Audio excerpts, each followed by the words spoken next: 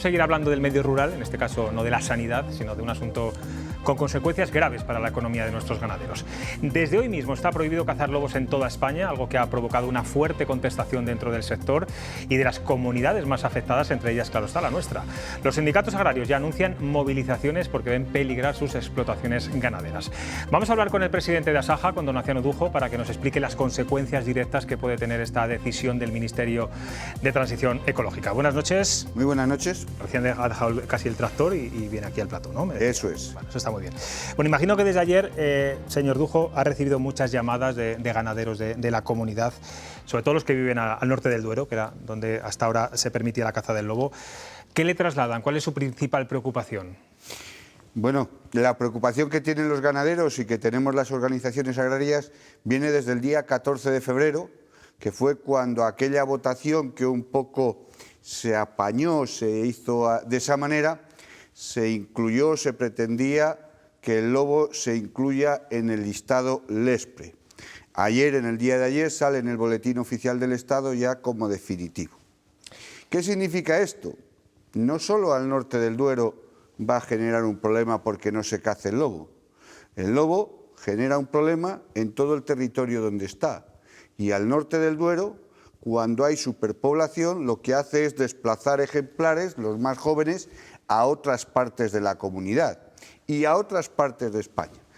Todos los territorios donde puede haber ganadería en el conjunto de España van a sufrir el problema de que no se pueda cazar el lobo al norte del Duero. Ayer enviaban una nota conjunta todos los sindicatos agrarios en Castilla y León. Se puede resumir con una frase, la leo textualmente, decían: los ataques aumentarán, las pérdidas de la ganadería también y la despoblación se disparará.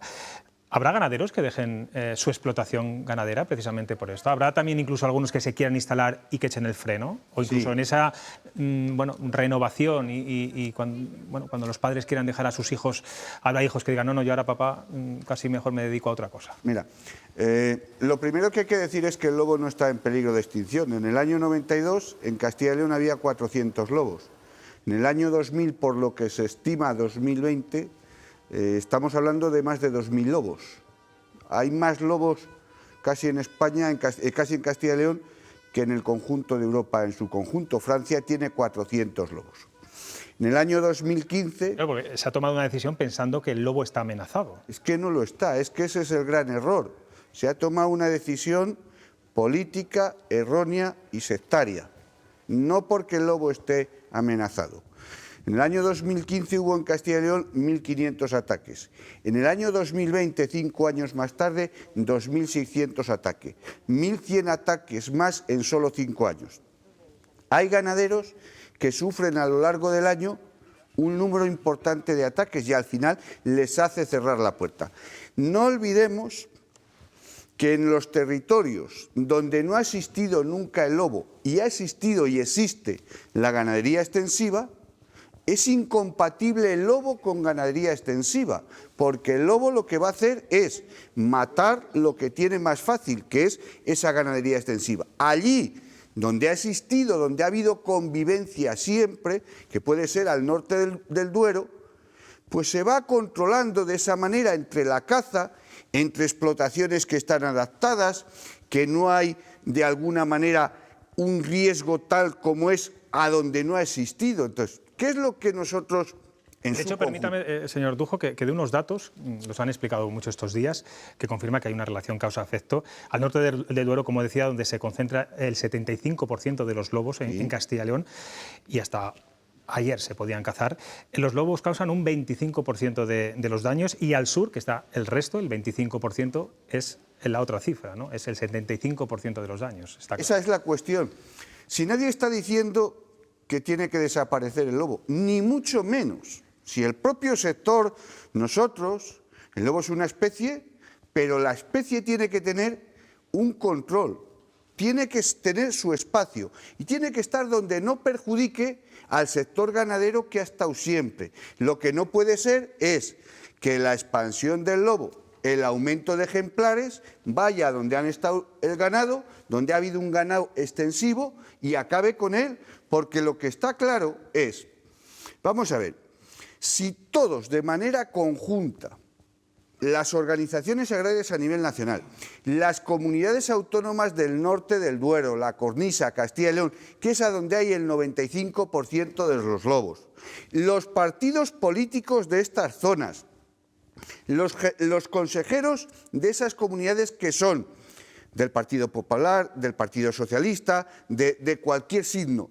Estamos todos diciendo lo mismo e incluso el informe del Consejo de Estado la dice a la ministra, no tiene razones científicas para incluir el lobo en el listado LESPRE. No has hecho un plan de ver qué consecuencias va a tener esa medida. Y tercero, es de manera precipitada. De manera conjunta, los que sabemos del lobo, los que tenemos relación, hemos manifestado. Vamos a sentarnos, vamos a hablar, a dialogar. Hay que hacer un censo del lobo que corresponde en el 2020, que el último es del 2010. Vamos a elaborar entre todos un documento de control, gestión del lobo, para saber cuántos lobos hay, qué daños provoca el lobo, qué territorios hay con presencia de lobo y no.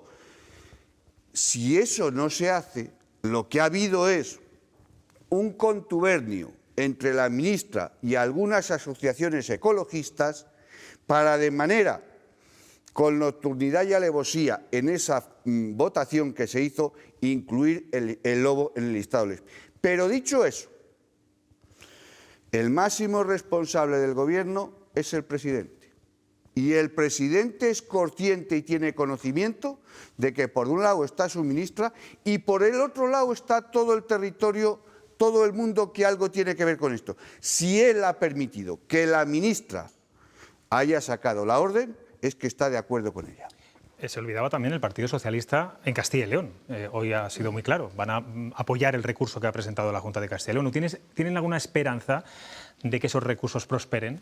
Cada comunidad autónoma lo va a llevar de forma individual, pero bueno, viendo lo que decía el Consejo de Estado, ¿creen que judicialmente todavía les queda una esperanza? Yo creo que sí. Hay que ser optimistas y hay que tener convencimiento de que el sentido común y la razón, la ley la tiene que amparar y que la Audiencia Nacional tiene que, en el momento que se presente el recurso, pues darnos la razón. Y además, lo que pedimos es que haya medidas cautelares para que la orden del Ministerio no entre en vigor hasta que no haya sentencia firme de la Audiencia Nacional.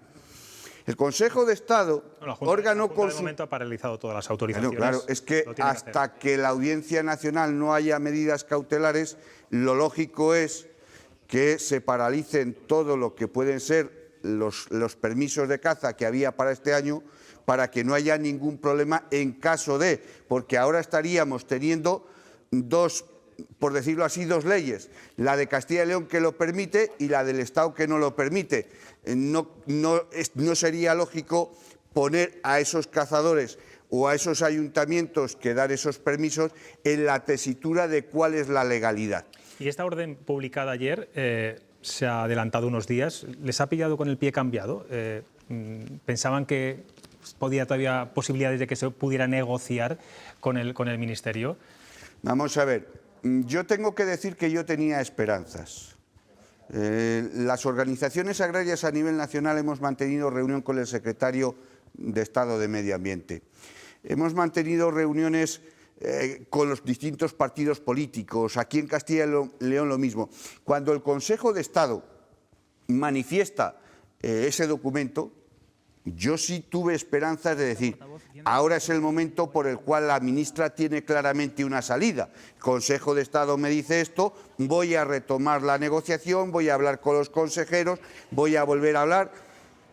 Si no lo ha hecho, no, es lisa y llanamente que poco le importa los territorios, poco le importa el sector ganadero y solo le importa la ideología, yo creo que equivocada, sin ninguna base, sin ningún documento, que de común acuerdo tiene con las asociaciones ecologistas. Las OPAs, decían estos días, en las últimas 24 horas, son medidas urbanitas elaboradas desde despachos de Madrid. Han pedido, por supuesto, la dimisión de la ministra. ¿Le ha faltado al Gobierno conocer mejor la realidad rural? ¿No la conocen? ¿Le suele pasar siempre al Gobierno? Gobierne quien gobierne, sea el partido que sea, que cuando tienen que descender al terreno sobre todo del mundo rural, no acaban de hacerlo bien? Fíjate, yo creo que ya hay diferencia, ya no conoce el mundo rural hasta mucha gente del medio urbano. Y ya cuando alguien se hace muchos políticos y ya se distancia, ya se va a Madrid o a Bruselas, cada vez se desconoce más, importa menos, porque somos pocos los votantes del medio rural y se hacen políticas para contentar el medio urbano y se queda atrás el medio rural. No olvidemos algo muy importante que no hemos hablado aquí. El sector ganadero, cuando estamos hablando de él, que parece que esto, hay gente, esos medioambientalistas, que se echan a la mano y que se felicitan hoy por el lobo y se echan a la mano cuando hay un lobo muerto por un accidente. Y yo me pregunto, 4.000 animales muertos al año en Castilla y León por el lobo, ¿no les da pena? ¿No les da pena ese caballo que mata, esa vaca, ese ternero, ese cordero, ese lechazo, esa oveja? Estamos hablando de que además de son alimentos, es la economía de los ganaderos y es la alimentación de las personas. Y eso no tiene peso en esa conciencia de esas personas para decir, vamos a hablar, a dialogar para que el lobo esté en su sitio y haga bien, porque el lobo, vuelvo a decir, nadie del sector quiere acabar con él. El lobo tiene su espacio y hace un bien también cuando tiene un control sobre otras especies, corzos, jabalíes, venados y demás. Pero claro, si le haces tal cantidad de animales que le echas a territorios donde están animales domésticos, el lobo va a lo fácil, a lo doméstico. Los ecologistas, su argumento es que es el ciclo de la vida, ¿no?, de la biodiversidad del ecosistema y que los lobos tienen que comer, matar para alimentarse. En cualquier caso, no es la primera vez que ecologistas y los sindicatos agrarios tienen visiones completamente antagónicas del medio rural, cuando además deberían ir de la mano. Entiendo que tanto ecologistas como OPAs querrán que nuestros pueblos, nuestro campo funcione y vaya mejor, ¿no? ¿Qué está pasando últimamente para que exista ese conflicto? ¿Cuál es la visión? Hablaba ayer un compañero en esta tertulia que había muchos ecologistas de salón. Vamos a ver, es que estamos en un mundo distinto. Nosotros estamos sobre el terreno, lo conocemos, lo pisamos y es nuestro.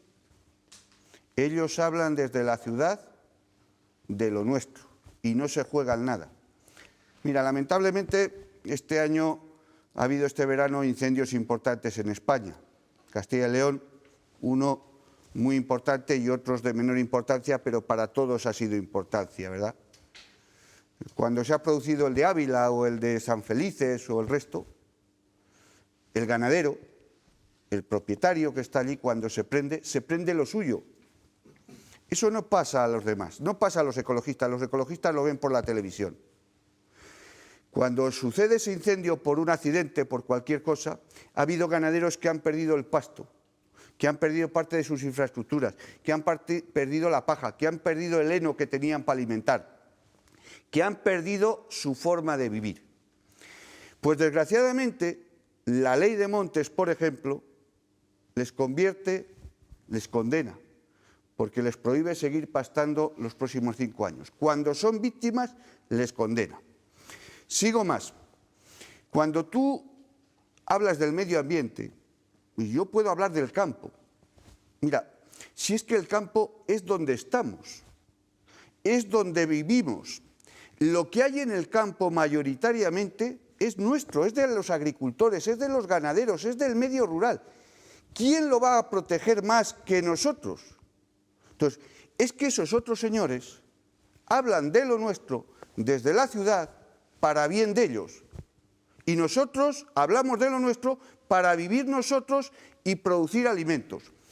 ¿Quién ha hecho o quién ha cuidado los montes? ¿Quién tiene el campo limpio?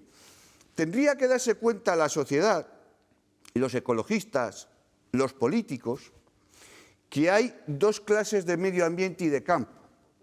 Cuando uno va por el campo, cuando uno va por la carretera, va viendo fincas cuidadas, con producción, con limpieza, con economía. Sin embargo, muchos terrenos públicos están abandonados.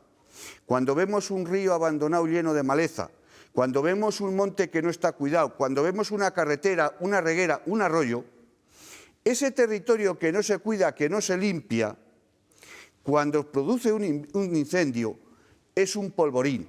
Yo decía el otro día que es muy fácil hoy decir estos incendios grandes es como consecuencia del cambio climático. Eso es mentira. Eso es quedar bien un político en una frase hecha y se cree que ha arreglado el mundo. No. Los grandes incendios se producen, desgraciadamente, por muchísimas causas. Mayoritariamente por un accidente, como el que ocurrió, que le puede pasar a cualquiera, o por un desgraciado pirómano que prende. Pero el que la magnitud la coja el incendio como la cogió el de Ávila es como consecuencia de que muchas infraestructuras dejan de ser un cortafuegos natural que era antes y pasan a ser un polvorín. Antes el campo, lo público y lo privado, que es lo nuestro, estaba limpio. Ahora solo está lo nuestro. Es una llamada, desde luego, a la reflexión de lo que está diciendo Donaciano Dujo. Hoy le hemos preguntado a nuestros seguidores de Twitter por todo esto. La pregunta la van a ver en sus pantallas ahora mismo. Dice algo así, ahí la vemos. ¿Creen que la prohibición de cazar lobos supondrá el cierre de las explotaciones ganaderas? Bueno, pues ahí lo ven. Un 55% dice que no y un 45% dice que sí. Se me ha olvidado al principio felicitarle, señor Dujo, porque hace una semana en Zamora fue reelegido presidente de Asaja en Castilla y León. Asociación de Jóvenes Agricultores, usted ya lleva 21 años, pero vamos, veo que tiene fuelle para muchos más, ¿no? Bueno, pues primero muchas gracias por la felicitación. Es cierto que nuestras siglas es Asociación Agraria Jóvenes Agricultores, de lo cual nos sentimos orgullosos porque Asaja es la organización que más o menos el 40 y tantos % de los jóvenes que se incorporan en Castilla y León lo hacen con Asaja y eso nos llena de orgullo. Bueno, y usted tiene espíritu joven. Es cierto que yo ya llevo muchos años, pero sigo manteniendo el espíritu, las ganas, la ilusión de la pelea, de luchar por el campo y de sentirme orgulloso de la agricultura, la ganadería y de Asaja. Eso se le ve en entrevistas como esta, la fuerza y la garra. Hay 4 tertulianos que le van a hacer alguna pregunta. Cayo. Comienzo yo. Buenas noches, señor Dujo. Buenas noches. Verás, estaba pensando, a veces cuando voy por la carretera, me muevo de un sitio para otro, digo, qué bien tienen el campo los agricultores esta primavera, fantástico. Buenas fotos, la colza, los árboles, todo ordenado, todo fantástico. Qué bonito, qué bonito. Gracias a los agricultores. Y entonces sigo a un agricultor que cuelga de vez en cuando unas fotos en Twitter, aunque no sigo las redes, digo, qué campos, qué campos, qué campos. Qué bonito, ¿no? Lo entiendo, todo lo entiendo. Quiero agradecerle cómo cuidan el campo. Bien. Pero cuando me dijo que iba a estar aquí, entonces yo pensé, ¿cómo es posible? Y entonces entré en la red y pregunté, ¿pero cuántos votos tienen los supuestamente ecologistas? No tenemos ecologistas dentro del Parlamento, los de ECO, que tienen 2, junto con Más Madrid o algo así, o Más País, que tienen 2. Y el Partido Animalista consigue 300.000 votos. Y yo pensé, le voy a preguntar al señor Dujo, ¿cómo 300.000 votos, cómo 300.000 no sé qué, les han doblado a ustedes el brazo? Bueno, pues por dos... A todas las organizaciones agrarias, sindicatos, tractoristas, gente del campo, ¿cómo han conseguido secuestrar a la ministra 300.000 votos que no tienen ninguna representación parlamentaria? Pues por 2 razones. La primera, porque ideológicamente eso suena muy bien. Hoy el medio ambiente, la falsa ecología, está de moda. Lo verde está de moda. Hoy la gente no sabe de dónde sale lo que usted decía del campo. Eso cuando uno abre a las 7 de la mañana para desayunar la nevera y saca 1 litro de leche, o por la tarde saca unas galletas o una fruta, se cree que sale de la distribución, que no sale del campo. Y detrás de eso hay la labor de muchos agricultores y ganaderos. Lo primero, digo, porque está de moda, eso es progre y eso da votos precisamente y sobre todo a la izquierda.